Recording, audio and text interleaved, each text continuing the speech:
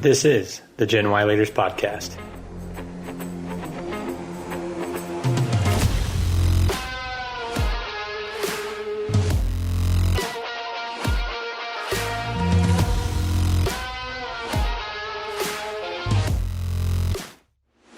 Welcome to the Gen Y Leaders Podcast, where we guide millennials to become the next generation of business leaders and entrepreneurs.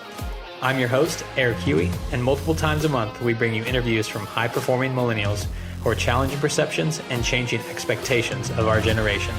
Our mission is to help you overcome fear, take action, and go confidently in the direction of your dreams.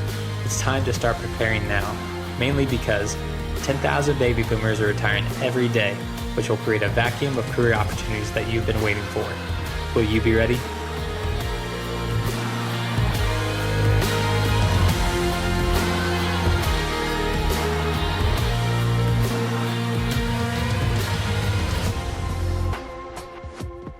Hello, everyone, and welcome to another episode of the Gen Y Leaders Podcast. Here today with me, I have Daniel Lee. Really excited to have another episode talking about acquisition entrepreneurship. If you're a loyal listener of the show, you may recall that we've done some episodes on acquisition entrepreneurship in the past. A gentleman named Dave Swab, locally here in Kansas City, has been on, and then Walker Dybel, who is really well known in the space, has a book, Buy Then Build. He's been on the show. Both of those individuals are more on the broker side and have that perspective. But Daniel Lee, here joining me today, has actually lived this out and acquired a business. So I think you'll have really good perspective. I'm super excited for him to join. So Daniel, if you could just tell us a little bit about who you are and what you do. Great. Thank you very much for having me on. It's fun to have a conversation on acquisition ownership and wherever we take it. So I'm Daniel Lee. I own a window and door company called Windura. We focus on the Kansas City market. My previous life was in corporate America and with insurance companies, leading teams, leading a department, building new teams. So being in a new organization isn't something totally familiar to me. Having total responsibility and ownership is tremendously unfamiliar space. And we started this in September of 20. So it's looking about a year and a half now with Windura. Yeah. Well, thanks for the background. Can't wait to dive more into your transition out of corporate America. But before we get to that, of course, the name of the show is Gen Y, WHY. So curious of, what's your why? What motivates you? What drives you? Oh, I mean, I really don't feel like it's that different than anybody else. I mean, just simply love and appreciation and value in our life. I like to talk about when I want to be successful. I want to be successful not just in business and whatever I choose to do in my career. I want to be, I want to be a great leader. I want to be a great brother. I want to be a great husband. I want to be a great dad, and just kind of all those little pieces of the pie to make you successful. Buying a business and entrepreneurship allows you to do a lot of all of that. I can teach as a father. My wife is a part of the business.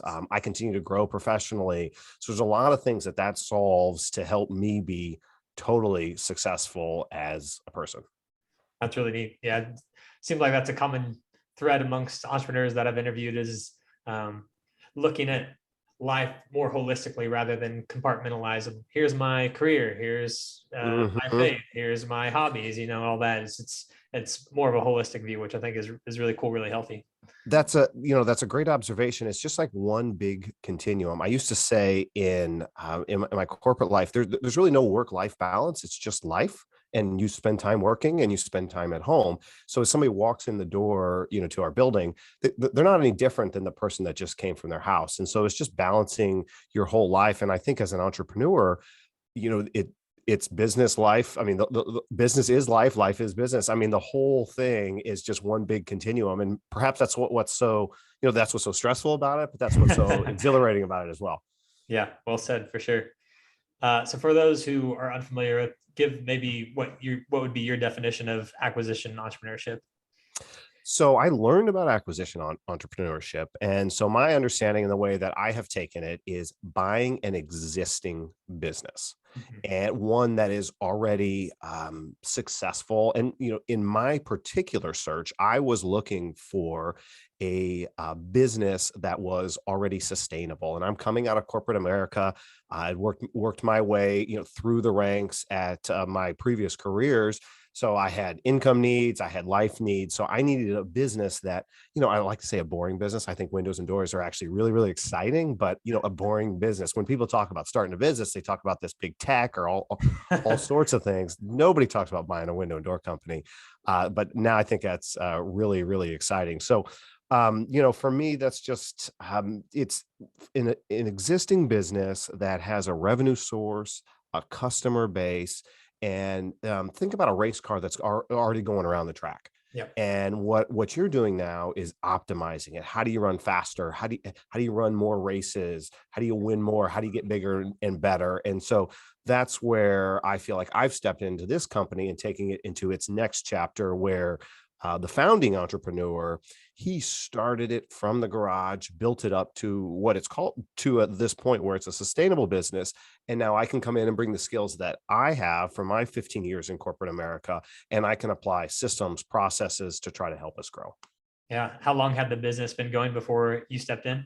Since 2002, so just short of 20 years. And it's kind of Yeah. interesting. It's like good chili. There's a lot of different a lot of, a lot of different spices to make it good. And so over the years, think about the founding entrepreneur, what they did, or the startup entrepreneur, whatever you want to call it.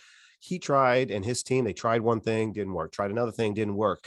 And it took about 15 years before they find this sweet spot. And there's some dynamics that go on behind there, the sweet spot of premium windows and doors. We got a focused market, and it took 15 years to get there. And that produced a really nice business for purchase. And now it's our job to take it into the next chapter. Yeah, that's really neat. Every time I talk about this, I just get excited for folks who have even the slightest interest, just because seems like there's so much opportunity. Not discrediting it, saying it's easy by any means, but to your point, I think there's a lot of opportunity for people who want to, yeah, like you said, get in the race car that's already going around the track, or I like to say, leapfrog those first 10 years, 15 years of business pain points where you are, retooling, remodeling, and trying different stuff to where, whatever the stat is, 90% of businesses fail within the first 10 years. It's like, well, if you Right. can acquire a business that has made it past 10 years, that's obviously a very healthy sign that they, are in demand, and will continue to be in demand. You So just yeah, got to make sure you don't crash it. It's already right. going Yeah. around you Yeah. just can't hit the wall. Yeah. Great point. But yeah, I would be interested to get your thoughts going back to, kind of transitioning out of the corporate sector. So obviously you climbed the corporate ladder, it looks like to me in my eyes, based in, two different companies. So I guess ultimately what made you leave, and, what was your reaction, or what was reaction from your colleagues, friends, family, when you said, hey, I'm gonna leave the corporate America space and go buy a small business?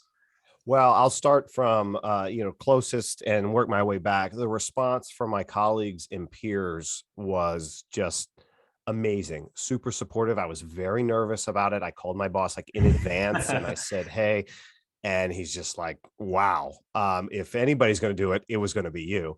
Mhm. But so just a lot of great support. Sometimes when you put in your 2 weeks or tell somebody you're leaving as a company at a company, excuse me, they sometimes show you the door. Right. My company was super supportive. I worked out my time. We set things in place, and it was really nice. I actually connected with some of those folks not too long ago, and still asking questions. So it was a really, really nice transition, and I couldn't have asked for a more supportive group of people. Um, so that's what happened most recently, and in the journey to get there, um, subconsciously it's probably been itching, and I just didn't, something itched, but I didn't know where it was. And I spent most of my time running claim departments, and I might say that's operations, a lot of customer service, a lot of talking directly to people. In the last 3 years, I had moved into sales, and we would call on agents, which are insurance agents across across my region, and they were selling to small businesses. So we were walking into a small business, talking about their business and talking about the business that they were selling to. And then, now my juices just get really, really going. And I'm walking into these businesses, these successful insurance agencies. They could be really small or really big, and thinking about, I see the opportunity. Maybe I could do this. Yeah. But what I didn't have was really, maybe the courage is the word, the courage to bet on myself and do that out of college. I felt like I, got a degree, got good grades, got a good job, went back to get my MBA, advanced slowly through the corporate ladder. And, I just thought that was the way for me. And then as I started to get older, I started to just want a little bit more. More in a sense of, I want to create, I want to have more of an impact. I want to spend my time how I want to spend my time, working on the projects that I want to work on. When you work in a larger company, you spend time working on projects that the leadership of that company wants to work on. And so that's what really, I think, drove me to start thinking about it. And I felt, when I'm visiting these agents and I'm talking to about other businesses, gosh, maybe I could do this. I've got a lot of great corporate training. What I don't have was just the courage to go out on my own. So I felt like the time was right, and I'm talking to small businesses. I'm seeing what these folks are doing. I feel like I can do this. And so that's what started the search. And it was probably about a year process, finding something, and finding the right something, and going through the purchase acquisition part of it. Yeah. And if you can't say, that's totally fine, but I'm just curious, kind of the spectrum of style or types of businesses that you were looking at. Okay, so you mentioned Walker Deibel in his book, Buy Then Build. I feel like I literally used it as a blueprint. So those of listeners who have read it, one of the things that I really took away, and he talks away, is like, you are interviewing to be the CEO of this company. You are not trying to find out what are they hiding, and it's an examination. That was huge. The second thing that was really important, as you go find these businesses, he talks about going to a business broker, because they have the businesses. They've talked to the business owners. The business owners want to sell. The broker's job is to help them get it in shape, much like a realtor.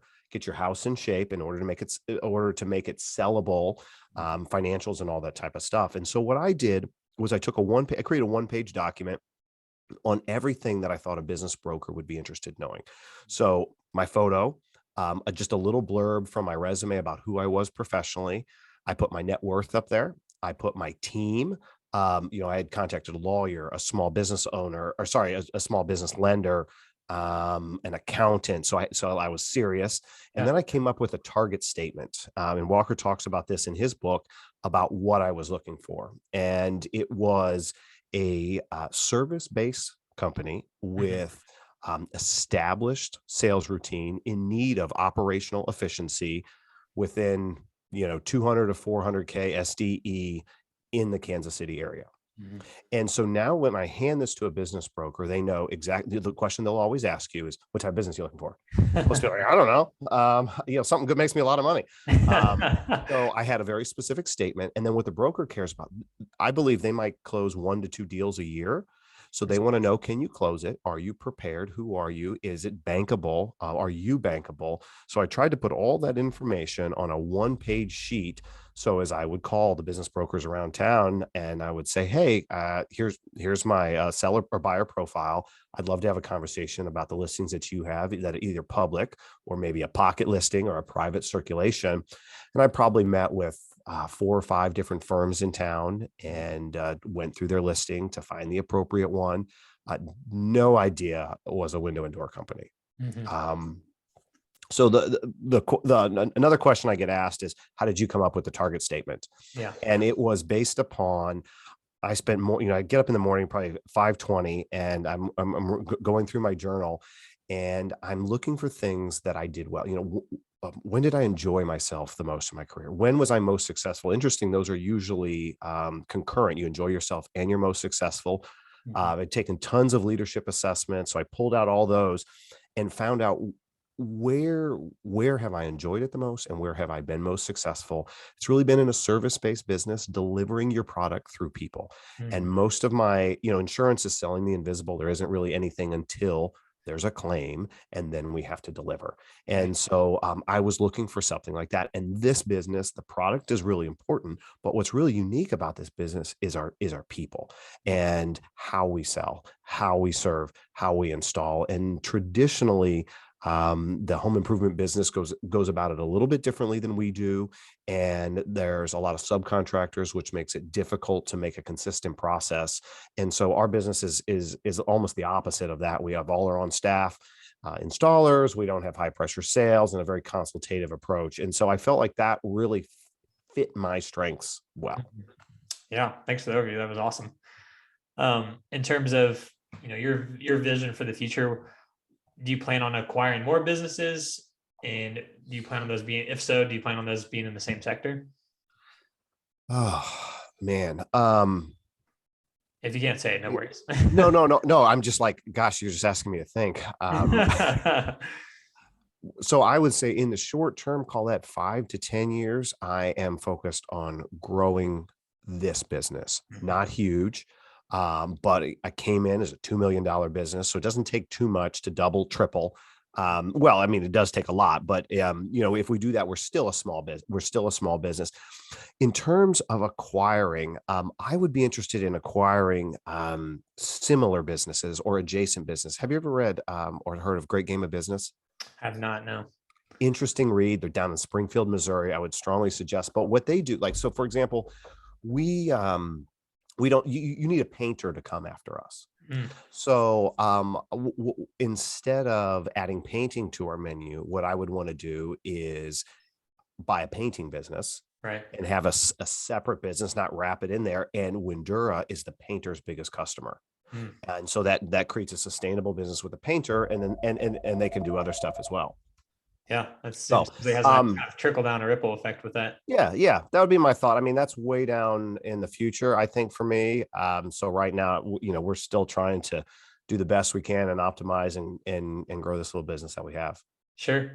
Where do you feel like you made the most impact? I know in Walker's book, he talks about, I forgive me if I'm not phrasing it correctly, but I think he talks about having like 1 foot old school or kind of existing business, and then 1 foot, where new school, kind of like where your skills reside. So, if you don't Yeah. mind me asking, where do you feel like you've made the most impact as you've taken over?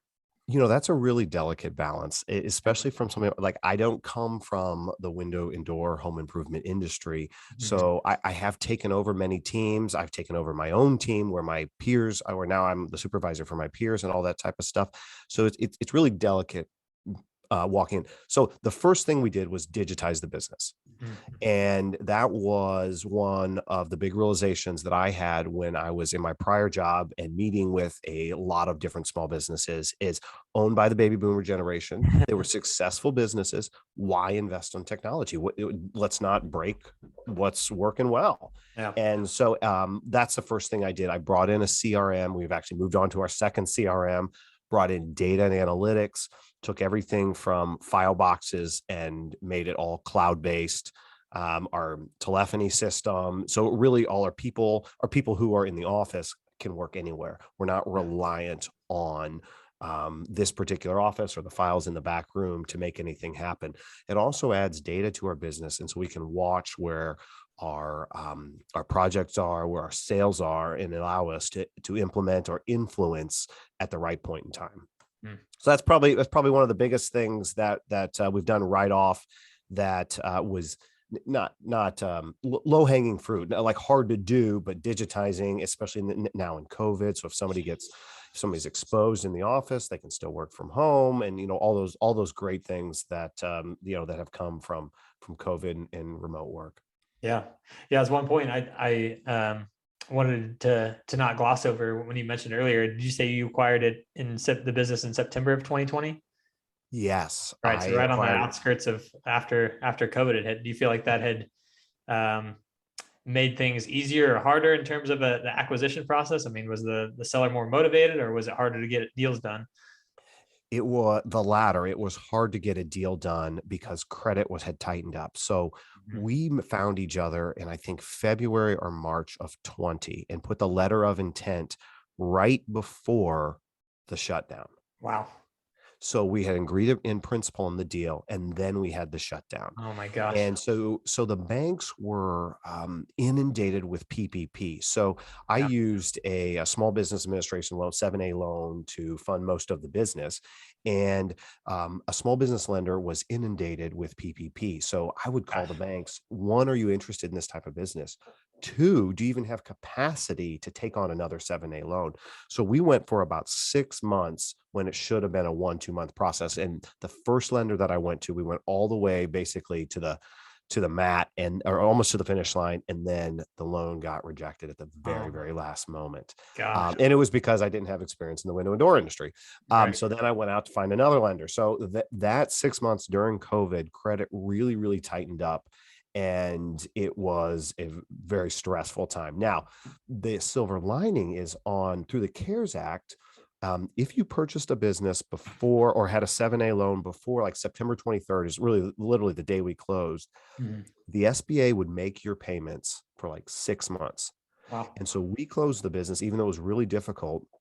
COVID helped because the CARES Act paid the principal and interest for the first 6 months, which just adds a little bit of a head start in a business and just reduces some of the pressure for that note that doesn't pick up till 6 months later. Right. That makes sense. Well, I'm glad that that happened for you to help out. It sounds like you had a challenging experience with entrepreneurship from the get go, but it's Yeah. hopefully uh, calloused you and made you more resilient. If you could, one question I ask every guest is just if you had to speak to a room full of 100 other entrepreneurs, whether it be, just getting off the ground or established entrepreneurs, what lesson learned or what lesson learned would you teach them, or generally speaking, maybe how would you inspire them? Oh gosh. I think one of the things that's probably for me is a blessing and curse is, don't be afraid to try new things. Yeah. I could put a list of ideas that we've bought one thing. I've got several things that I've tried to implement and we have since scrapped. I bought this vacuum system to vacuum up all this sawdust, and it just works so awesome. And then we ran the saws that blew the power in the house. Oh man. And so, so I invested in these, and then they didn't work. But then we moved on. But I think what can happen is you can try something that doesn't work, and then that calluses you from trying new things and new things and new things. So constantly trying something new. We tried on a small scale. Like if we want to try a neat new idea or new technology, we try it with one team or with one project, or we just buy one of them before you go all in, and then find out, what are the little nuances or things that you're going to have to manage around. So keep trying new things. It's a cliche that you're going to fail a lot, but so we try to fail small, Mm. and we try to keep innovating. We talk in our morning strategy meetings with the team and encourage ideas about how do we become more efficient, how do we be a little faster while still maintaining quality. And folks will throw ideas up, and there's no bad idea, and if it makes some sense, we'll give it a try. And I've got a long list of items that we've tried, and some so we've tried, say, 10, and we keep 2. Hmm. That's a So great it's like a baseball batting average. It's yeah. you're batting 20-30% at best. Yeah, that's a great mindset. Are you familiar with the author MJ DeMarco? It doesn't sound familiar. Yeah, he has quite a few business books out there, but one of the, I guess you could refer to as a mental model that's similar to what you just alluded to, but it's he refers to it as act, assess, adjust, the 3 A's, kind of like the cyclical effect that Hmm. you just explained is like always be trying, always be retooling. And if something doesn't work, I mean, no big deal, just move on to the next thing until you find your rhythm in all things. I do find you do have to be a little careful with that too, because sometimes I can run people ragged, Yeah, true. like, jumping around from idea to idea. So I always have to be cognizant of trying to move forward from an innovative point while also trying not to wear people out who perhaps have a different view. Yeah, you don't want to move on too quick in some cases either too. You mentioned a couple books earlier, maybe one in particular, but a couple questions that I close out the show with is indeed that. What books or resources, podcasts, blogs, anything like that that you would recommend to others who are interested in acquisition entrepreneurship or entrepreneurship in general? Well, so podcasts, one of the things that I loved listening to, I had a lot of road time in my previous job. And while I was thinking about some of this, I listened to How I Built This by Guy Raz, and just all kinds of great stories. These big companies that start out as nothing. For somebody who is looking to go into the field of acquisition ownership, there's like 2 books. Yeah, that's true. There's one book by some Harvard Business Review professors, and it's called How to Buy a Small Business, basically. Mhm. And then there's Walker's book, Buy Then Build. Yeah. Those two will explain, I mean, little different philosophies, but are really the best two things that I've been able to find talking to people. But those are the two books that I would recommend. That How I Built is a fun podcast that always gets my mind and kind of juices churning. Yeah, great recommendations. And then lastly, Daniel, where can people support you, find you online, follow you, etc.? Yeah, well, feel free to connect with me directly. Probably the best place to do that is on LinkedIn. It's Daniel Lee on LinkedIn. You can also connect with me at Daniel at Windura, or check out our website, windura.com. We're in the Kansas City market helping people every day. Or if you see one of our trucks, flag us down and say hello. But happy to talk with anybody, whether it be for windows and doors, or whether it be just to talk about this type of a topic, or somebody who's thinking along the same lines. Happy to share time doing that. That's great. Daniel, thank you so much for your time. You've been great today. A lot of value and knowledge given to our audience. So can't thank you enough for your time, and good luck with growing your business. Cool. Thank you very much. That wraps up today's episode. We hope to have brought you some valuable key takeaways. Most importantly, whatever you learned, take action on it. Apply it to your life. Apply it to your career. Motivation and inspiration only come as a result of taking that first step. So if you're enjoying the podcast, don't forget to like and subscribe on whichever platform you found the show. You can also follow us on all the major social media platforms, or contact us directly at genwhyleaders@gmail.com. That's GENWHY leaders@gmail.com. Until next time, I'm Eric Huey, and thanks for listening to the Gen Y Leaders Podcast.